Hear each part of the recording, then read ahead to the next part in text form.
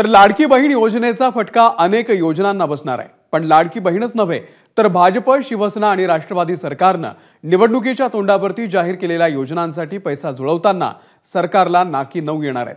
ग्राफिकच्या माध्यमातून पाहूयात नेमक्या काय योजना आहेत।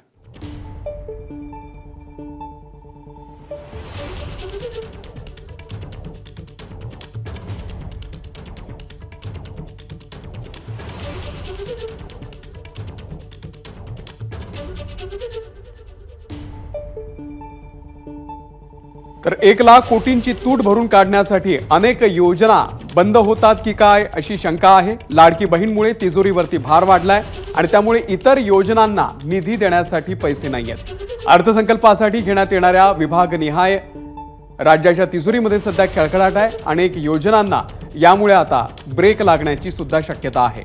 शिवभोजन असेल, आनंदाचा शिधा असेल, अशा योजना बंद करायच्या का या संदर्भात सुद्धा सध्या चर्चा सुरू असल्याचं कळतंय। मुख्यमंत्री लाडकी बहीण योजना दरवर्षी 46,000 कोटी रुपयांचा निधी या योजनेसाठी वितरित केला जातो। मुलींना मोफत उच्च शिक्षण दरवर्षी 1800 कोटी रुपये। मुख्यमंत्री युवा प्रशिक्षण दरवर्षी 5500 कोटी रुपये।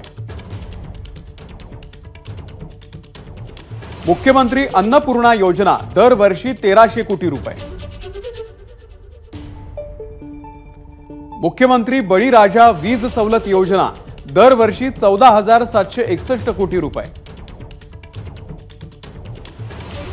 लेक लाडकी योजना अंदाजे 1000 कोटी रुपये।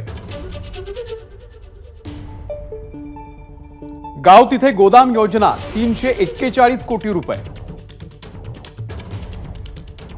मोफत तीर्थक्षेत्र दर्शन योजना अंदाजे 400 कोटी रुपये। मुख्यमंत्री वयोश्री योजना दरवर्षी 480 कोटी रुपये।